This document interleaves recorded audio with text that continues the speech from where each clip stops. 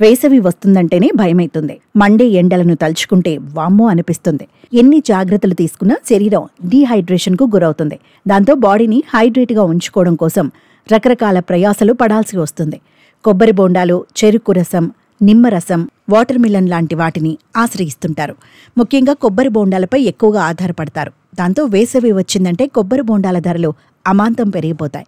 అయితే వాస్తవానికి శరీరాన్ని హైడ్రేట్ చేయడంలో కొబ్బరి నీరు దివ్య ఔషధం ఏం కాదని, తరచూ మంచినీళ్లు తాగితే సరిపోతుందని నిపుణులు చెబుతున్నారు. రోజూ అరటిపండు తిని నీళ్లు తాగితే బాడీ డీహైడ్రేట్ అయ్యే ప్రమాదమే ఉండదని అంటున్నారు. చాలామంది వేసవిలో కొబ్బరి నీళ్లు తాగకపోతే వేడి చేస్తుందని, ముక్కు నుంచి రక్తం కారుతుందని చెబుతుంటారు. కానీ అది వాస్తవం కాదు. అలాంటి సమస్య ఉంటే ఈఎన్టీ వైద్యుణ్ణి సంప్రదించాలి. కానీ కొబ్బరి నీరు తగ్గిస్తుందని అపోహపడవద్దని నిపుణులు సూచిస్తున్నారు. అలాగే చాలామంది మూత్రపిండాల్లో రాళ్లను నివారించడానికి కొబ్బరి నీరే మంచిదనుకుంటారు. అది కూడా సరైనది కాదు. ఎందుకంటే కొబ్బరి నీటిలో పోషకాలున్నాయి, కానీ వాటికి మూత్రపిండాల్లో రాళ్లను తగ్గించే శక్తి అయితే ఉండదని నిపుణులు చెబుతున్నారు.